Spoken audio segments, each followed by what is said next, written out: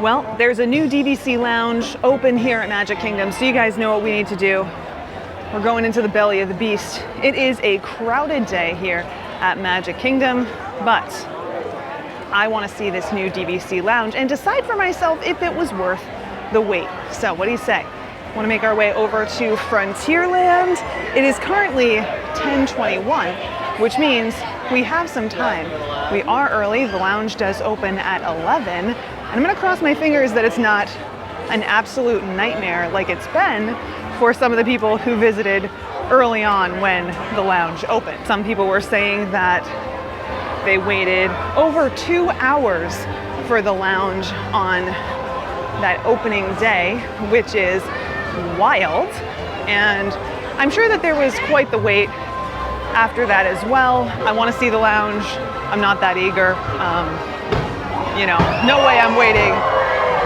Fireworks. I love being here, as a side note, during like spring break and times of the year when lots of new people are here experiencing this for the first time, because you get magical reactions like that. They just make my day. Anyway, I'm sure that some people think that it's against the content creator / YouTuber creed to not be the first to see a thing, but I mean, I want to have fun too, you know? I don't want to be miserable. And for the most part, you guys aren't going to experience things on opening day, so what's the sense in just showing you the craziness? At least that's my thought on it. I'm sure some of you have your own thoughts. I also don't necessarily share the mentality of others in trying to be first for a thing, because you're definitely not first. People are previewing that space before you. I don't really believe in the last either, because generally speaking, like with attractions, cast members are the last to experience it. So nothing against those people who do like that type of thing, just it's not my thing. But all right, we're coming up on the lounge now. It is 10:26. We have been hustling through the park because it's that kind of day. Getting our steps in. I wonder if there's going to be a wait list. I hope not, but we'll see. So we are standing in line. It has not opened yet. We'll see how long we have to wait. We are moving a little bit now. Just got our pin. It's kind of cool. Just another minute and we'll be inside. Check it out. Got a very weird situation here with the way that they're letting us in. There's really not a lot of room here, so we're like doubling back. Very odd, but we are going in. We had to wait 30 minutes for it to open, and there is quite the line out there. But we're close. A few moments later. So I just wrapped up my trip to the DVC member lounge, got myself a drink and a snack, and I have some thoughts. So first and foremost, let's go over some nuts and bolts if you're thinking about visiting the member lounge here at Magic Kingdom or any other member lounge at Walt Disney World or any other Disney property. First and foremost, if you want to visit a Disney Vacation Club member lounge, you need to be a Disney Vacation Club member, and you have to be eligible for membership benefits, which means you have purchased your DVC from Disney directly, so you're not exclusively a resale member, and you have to have purchased a certain number of points direct. I want to say it's like 150 at the moment, but that does change over time, so just take that into consideration. So the member lounge, it's not going to be for everybody, and you do have the ability to take some guests. Your kids can come too, unless you're having one of those days, you know. In that case, kids aren't allowed. No, I'm only kidding. Of course you can bring your kids. And of course, just like every other Disney Vacation Club member lounge, in order to get in, you need to show your credentials, which you're gonna do with your digital membership card. You can set this all up through the My Disney Experience app and download it to your digital wallet. You're gonna need this though. So don't wait until last minute. Don't wait until they tell you you need to show it.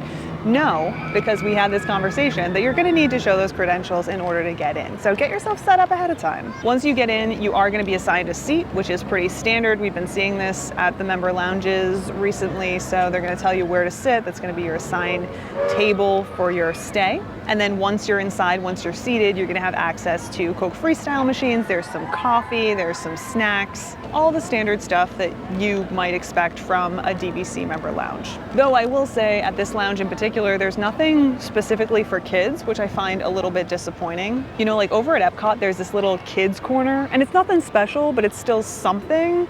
They don't have that in this lounge, probably because it's so small, which leads me to my next point, which is like the biggest observation that I have about this member lounge. It is so small. Space is very limited, which leads me to believe that we're gonna run into problems with like wait times in order to get into the member lounge regardless. You know, we run into those problems at Epcot all the time. And right now, it's still new. You know, people still want to check it out. So I think that that's probably why we're seeing so many people right this second trying to get in, trying to scope the place out.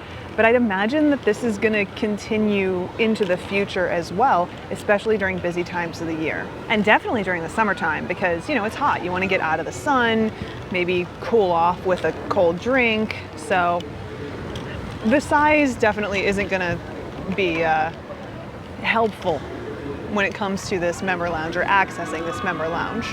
Now, with the size of the space being so limited, obviously they're doing what they can to fit as many people in there as possible, which feels a little bit tight at times, though it's going to depend on the parties that they're sitting in certain areas. I was a party of one, so I was sat on like this booth where they had tables and chairs all kind of lining the wall.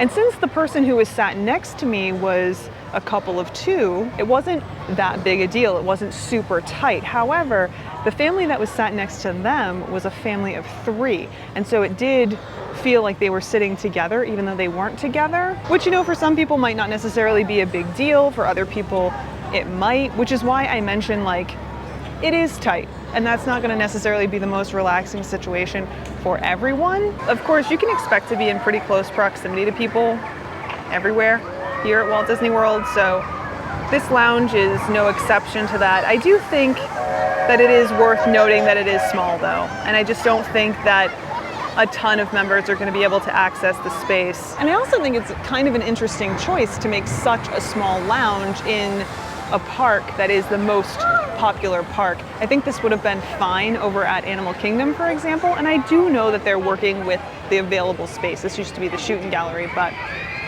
still, there's that.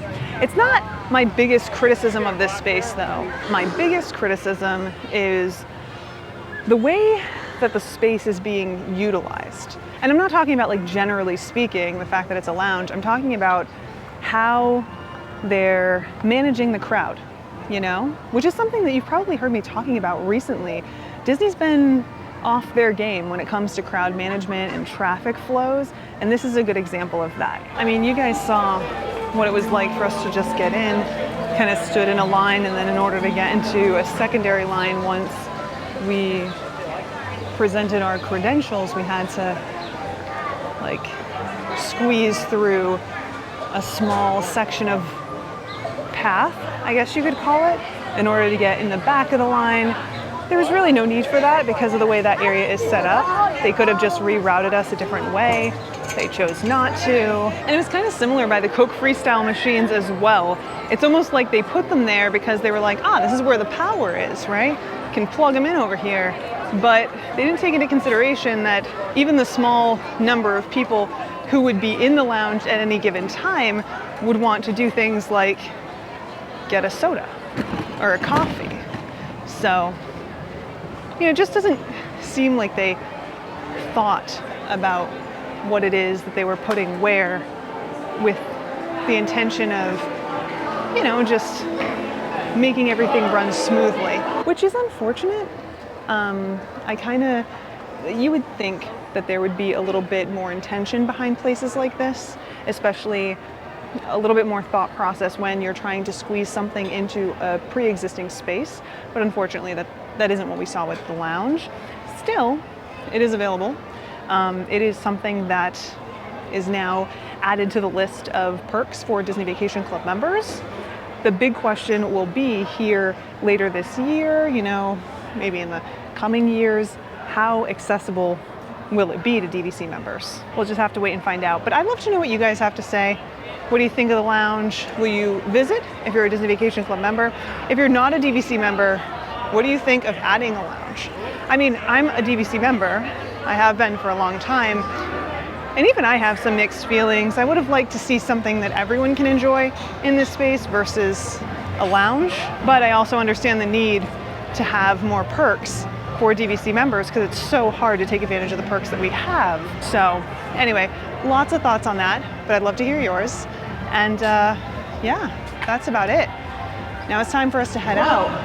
Oh, look. Looks like there's some more construction happening on the station. Maybe we need to come back and do another update. But for now, before the parade comes through, it's time for us to head out. Thanks so much for hanging out, and I hope you guys will join us next time. Until then, bye.